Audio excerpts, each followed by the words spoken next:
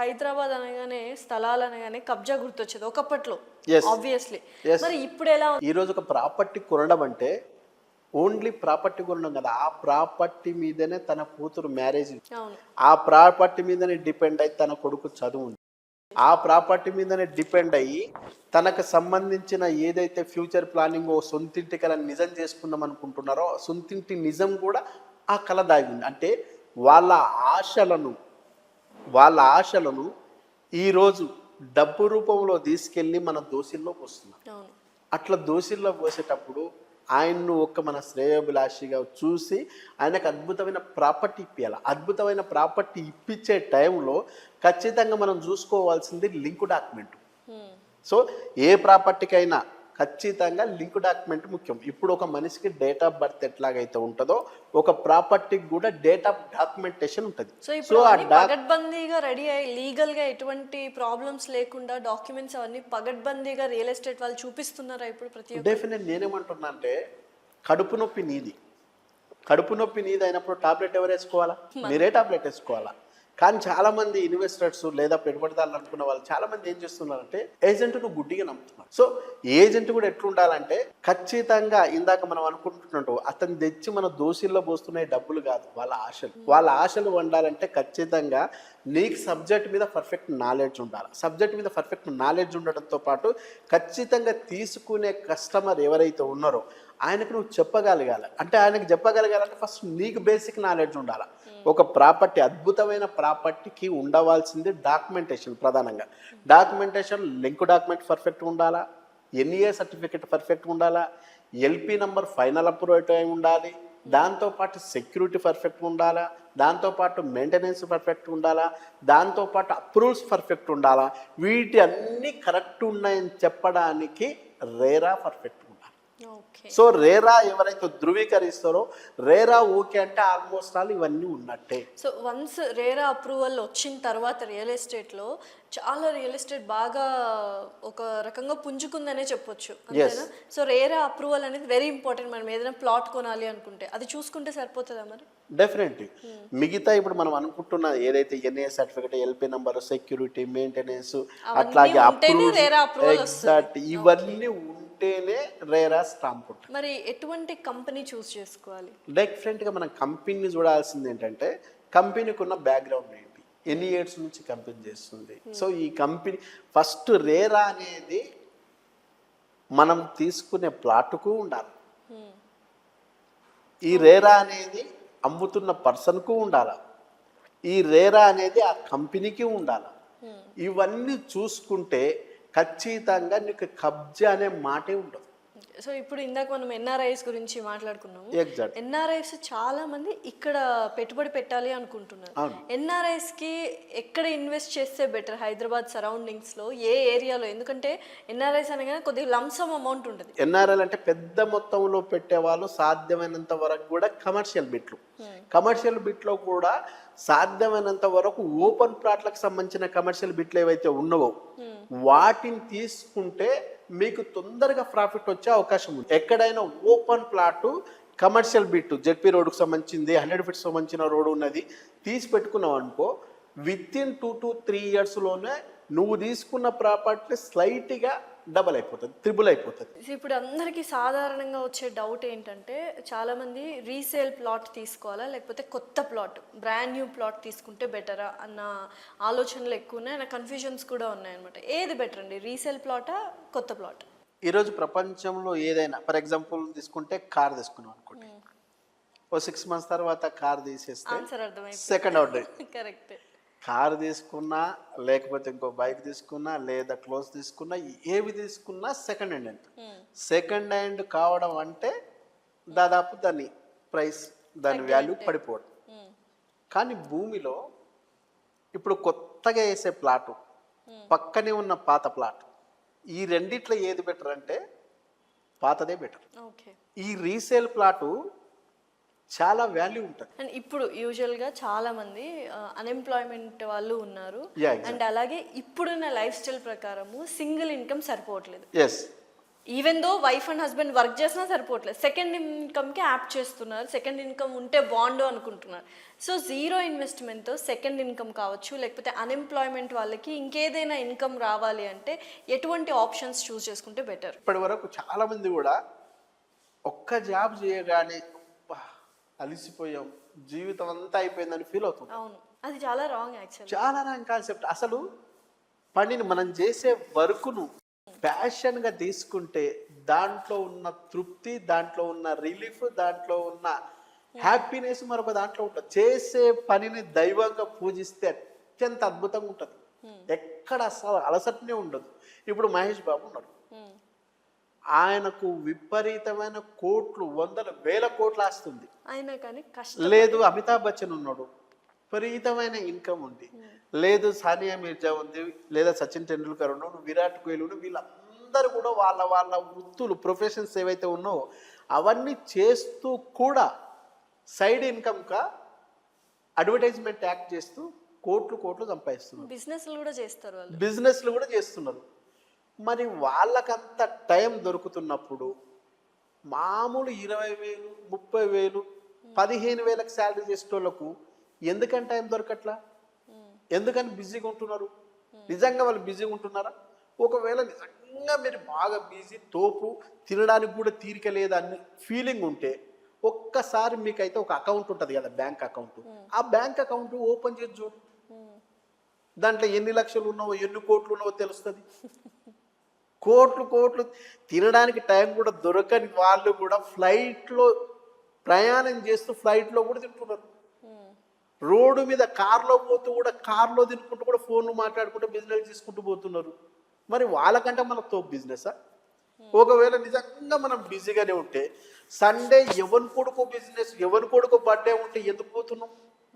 Sunday ఎవరితో తద్దినం ఉంటే ఎందుకు పోతున్నాం? బతుకమ్మ పండుగకి నువ్వే పోతావు, సుంకులమ్మకి నువ్వే పోతావు, కట్టక మీద మైనసమ్మ నువ్వే, కట్టక మీద పోషమ్మ మీద రక్తం మైసప్ప అని చెప్పేసి దాదాపు సంవత్సరంలో 365 రోజుల్లో 100 రోజులు ఫంక్షన్లకు పోతుంటివి. అది బిజీయా? అసలు నువ్వు బిజీ లేవు. బిజీ ఉన్నట్టు యాక్షన్ చేస్తున్నావు. ఎందుకంటే నేను బిజీ లేనని చెప్తే నన్ను బేకారిగా అనుకుంటున్నాను, నువ్వే ఫీల్ అయ్యి ఒక బిజీని క్రియేట్ చేసుకుంటున్నావు. అటువంటి యూత్ ఉన్నారు. కొంతమంది యూత్ ఏంటంటే ఎంత కష్టపడినా ఇంకొక ఇన్కమ్ ఉండాలని చెప్పి చాలా కష్టపడే వాళ్ళు. ఇప్పుడు ఫైనాన్షియల్ స్టెబిలిటీ చాలా ఎర్లీగా వచ్చి మనం రిటైర్ అయిపోవాలనుకున్న యూత్ కూడా ఉన్నారు. కానీ వాళ్ళకి సెకండ్ ఇన్కమ్ ఎలా జనరేట్ చేసుకోవాలో తెలియదు. సో అలాంటి వాళ్ళకి మీరు ఏమని చెప్తారు? అసలు సెకండ్ ఇన్కమ్ కావాలి అని ప్రతి సమస్యకు అంటే పరిష్కారం లేని సమస్యే లేదు. అసలు ఎకనామికల్ ప్రాబ్లం అనేది లేనే లేదు. ప్రాబ్లం అంతా ఇక్కడ. దీన్ని మార్చు, ఖచ్చితంగా ఎకనామికల్ ప్రాబ్లం లేకుండా ఖచ్చితంగా సక్సెస్ కావచ్చు. ఫర్ ఎగ్జాంపుల్ హైదరాబాద్లో తీసుకుంటే హైదరాబాద్ భాగ్యనగరం తరలి మనకు అమ్మ అనుకుంటే ఈ హైదరాబాద్లో గంజికి లేనోడు ఉన్నాడు, నిత్యం బెంజిలో తిరిగేటోడు ఉన్నాడు. మరి ఆయనకు బెంజ్ ఎందుకు, నీకు గంజి ఎందుకు? అమ్మ అనేది సమానం ఇస్తుంది కదా. తీసుకునే తరిక నీకు తెలియదు, తీసుకునే దమాకు నీకు లేదు. కాబట్టి పేదరికంలో ఉన్నావు, అడ్డగుట్టలో ఉన్నావు, జగదగిరి గుట్టలో ఉన్నావు, ఎంఎస్ మక్తాలో ఉన్నావు, బస్తీలో బతుకుతున్నావు. అదే హైదరాబాద్కు బతకడానికి వచ్చిన చిత్తూరు నుంచో, ఖమ్మం నుంచో, కడప నుంచో, మహబూబ్ నగర్ నుంచో, వరంగల్ నుంచో, కరీంనగర్ నుంచో, మెదక్, విజయవాడ నుంచో వచ్చిన వాళ్ళకి ఈరోజు హైదరాబాద్లో అద్భుతమైన ఇండ్లు ఉన్నాయి. మరి నాదే హైదరాబాద్, అమారా హైదరాబాద్, మేరా హైదరాబాద్ అని చెప్తున్నా నీకు హైదరాబాద్లో 60 గజాల జాగ కూడా ఎందుకు లేదు? ఆలోచన లేదు. ఎగ్జాక్ట్లీ. ఈ తీరు మారు. ఈరోజు మనను మించి బతకడానికి వచ్చిన రాజస్థానీలను చూడు, గుజరాతీలను చూడు, మార్వాడీలను చూడు, బతకడానికి వచ్చినోడు కూడా ఈరోజు షాపులు పెట్టి, కంపెనీలు పెట్టి వాళ్ళు మనకు లైఫ్ని ఇస్తుంటే వాళ్ళ కింద పని చేసుకుంటూ బతుకుతున్నాం. ఇదేనా దిమాకు? అది మారాలి. పక్కూరోడు ఈ ఊరికి వస్తే పాలేరు కావాలా? పక్కూరు సర్పంచ్ మన ఊరికి వస్తే పాలేరు అవుతాడు. మరి పక్క రాష్ట్రం నుంచి వచ్చిన వాళ్ళు మన దగ్గర ఉంటే ఎట్లా ఉండాలా? పాలేరులాగా ఉండాలి, పెద్ద పాలేరులాగా ఉండాలి ఒరిజినల్. కానీ ఈరోజు వాళ్ళు వచ్చింది దేనికైనా ఒక స్పష్టమైన అవగాహనతో ఉన్నారు కాబట్టి ఖచ్చితంగా పాలించే రేంజ్కి పెరుగుతున్నారు. వాళ్ళ లైఫ్ బెటర్మెంట్ కోసం. ఎస్, మనం మరి ఎందుకు అంతకంటే లోకల్, మనం లోకల్ అయినప్పుడు అంతకంటే అద్భుతంగా బతకాలి కదా. మానవ వనరులు ఉన్నాయి కదా, సోర్స్ ఉన్నాయి కదా, మరి ఇవన్నీ ఎందుకు వాడుకోవట్లేదు? నువ్వు షాప్ పెడితే 6 నెలలకు మూతపడా, అదే మార్వాడి షాప్ పెడితే 60 ఏళ్ళైనా మూతపడదు. వాళ్ళకున్న డిఫరెన్స్ ఏంటి, మనకున్న డిఫరెన్స్ తెలుసుకోవాలి కదా. వాడి మీద వీడి మీద అని ఏడవడం కాదు. ఖచ్చితంగా నువ్వేం చేస్తున్నావు, ఎందుకు ఇట్లా జరుగుతుంది, రివ్యూ అనేది ఒకటి ఉండాలి కదా, ఒక ప్రణాళిక ఉండాలి కదా. దానికి అనుగుణంగా ముందుకెళ్తే నేను ఒకటే చెప్తున్నా, ఖచ్చితంగా మీకు ఛాన్స్ ఇస్తున్నా. డెఫినెట్గా మీరు ప్లాన్ చేసుకోండి. పైసా పెట్టుబడి పెట్టకుండా, ఓన్లీ పైసా పెట్టుబడి పెట్టకుండా మాట, ఆ మాట కూడా మంచి మాటను పెట్టుబడిగా పెట్టి ఆ మంచిని ఒక సలహా ఇస్తూ సంపాదించే మార్గాలు కూడా చాలా చాలా ఉన్నాయి ఈ రియల్ ఎస్టేట్లో. నేను ఇప్పుడు చెప్తున్నా, లేడీస్ గడప కూడా దాటకుండా, ఇంటి గడప దాటకుండా కూడా మంత్లీ 1,00,000కు పైగా సంపాదించే వాళ్ళు నా కంపెనీలో ఉన్నారు.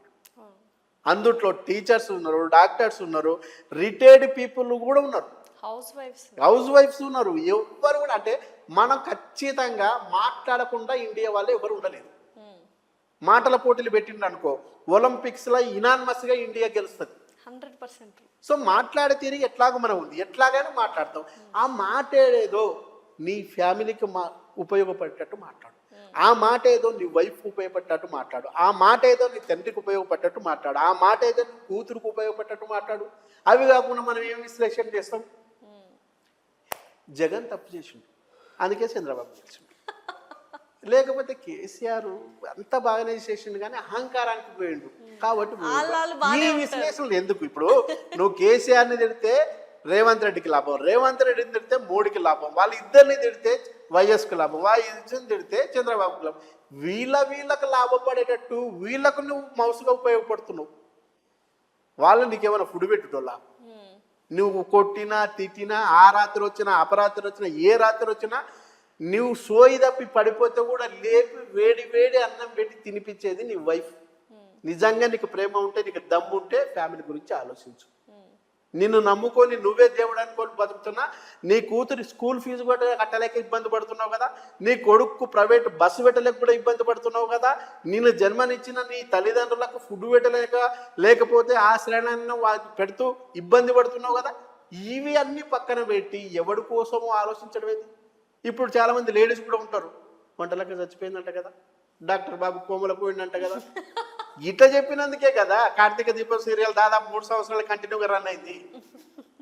వాళ్ళ రేటింగ్ను పెంచడానికి, వీళ్ళ రేటింగ్ను పెంచడానికి నువ్వెందుకు ఒక వెపన్ లాగా మారుతున్నావు, ఒక సాధనంగా మారుతున్నావు, ఒక పరికరం లాగా మారుతున్నావు?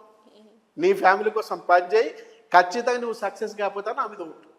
డెఫినెట్గా చెప్తున్నా, ఇప్పటికి చాలా మంది, వేలాది మందిని నేను ఇప్పటికి లక్షాధికారులను చేసిన చరిత్ర ఉంది. ఖచ్చితంగా మీకు ఏం డౌట్లు ఉన్నా నన్ను కన్సల్ట్ అవ్వండి. కానీ సింగిల్ ఎన్పి మీకు తీసుకోకుండా ఫ్రీ ట్రైనింగ్ ఇస్తా, సింగిల్ ఎన్పి తీసుకోకుండా మీకు కన్సల్టేషన్ ఇస్తా, సింగిల్ ఎన్పి మీ దగ్గర తీసుకోకుండా మీ ఫ్యామిలీకి కూడా కౌన్సిలింగ్ ఇచ్చి మీరు ఆర్థిక స్వతంత్రంగా తీర్చిదిద్దే పూచి నాది. అది కూడా టైం పాస్ అయితే మాత్రం ఎట్టి పరిస్థితుల్లో నాకు కాల్ చేయకండి.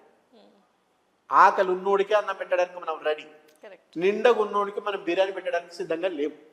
మన టైం వేస్ట్ కావద్దు, మీ టైం వేస్ట్ కావద్దు అనుకుంటే ఈరోజు చాలా సోర్సులు ఉన్నాయి. డెఫినెట్గా మనం హ్యాపీగా బతకడానికి కావాల్సిన సోర్స్ అత్యంత అద్భుతంగా ఉంది. అది నమ్మే దాదాపు ప్రతి రాష్ట్రం, దేశాల నుంచి ఎవ్రీడే హైదరాబాద్కు 5 నుంచి 6,000 మంది ప్రతిరోజు వస్తున్నారు హైదరాబాద్లో బతకడానికి.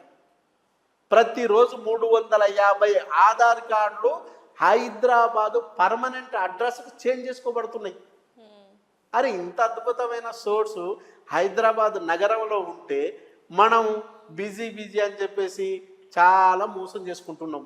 ఈ మోసానికి ఎంత చేసుకుంటే అంత నష్టపోయేది నువ్వే.